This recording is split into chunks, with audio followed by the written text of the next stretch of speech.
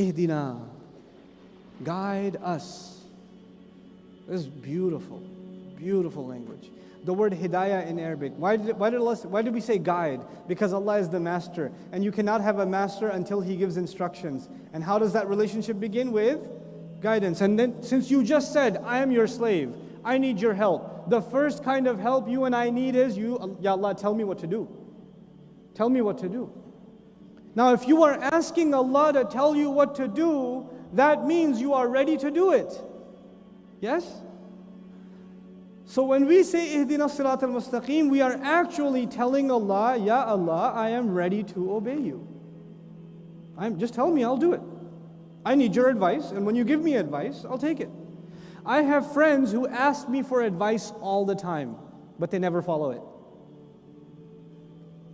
What do you think about this? What do you think about this? What do you think I should do? What do you think I should do? I've been telling you for 4 years what you should do. You don't do it. I don't want to tell you anymore. There's no point. You and I are asking Allah for advice. Don't ask Him for advice and not do it. At least try to do it. That's the first thing. The second thing that's so beautiful about the word guidance, in Arabic you can say ar-rushd also is guidance. Arshidna, guide us. Ihdina is also guide us. What's the difference though?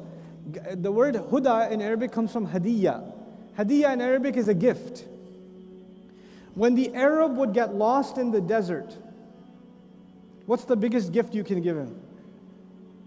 Guidance. Water is not good enough. Food is not good enough. Because that means he'll stay alive 2 more hours. He'll survive 1 more day. But in the desert, the biggest gift you need is what? Guidance. That's why they associated survival and guidance together. The ultimate gift would be having the right directions, especially in desert life. We are asking Allah for the ultimate gift. Ihdina. Guide us. And we didn't even say guide me. We said guide us. So it's actually, we're switching. We're going from individual to collective. Everything in the beginning was actually individual in some sense. Hamd is individual. Allah is a master of me individually. Allah's mercy comes to me individually. The judgment day is about an individual. Each individual will be judged.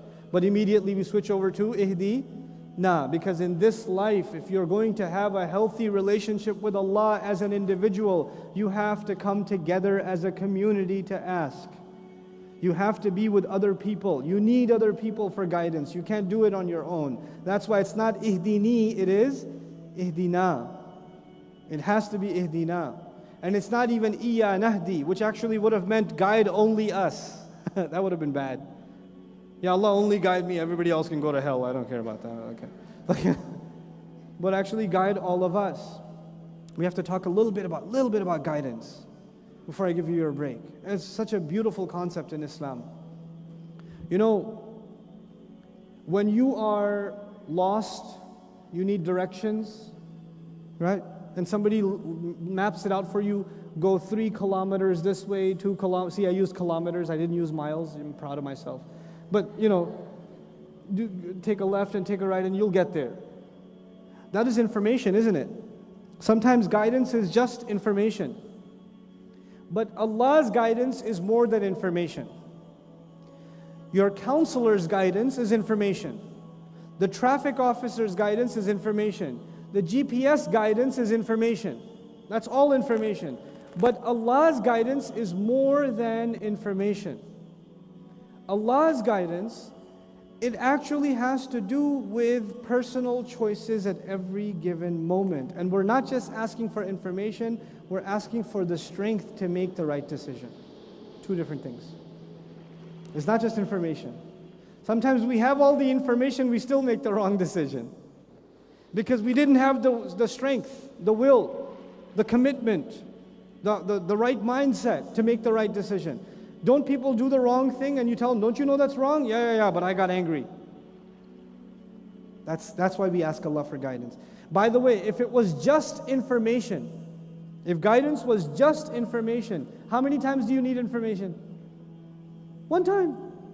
If you're given the information, you don't have to ask for it again.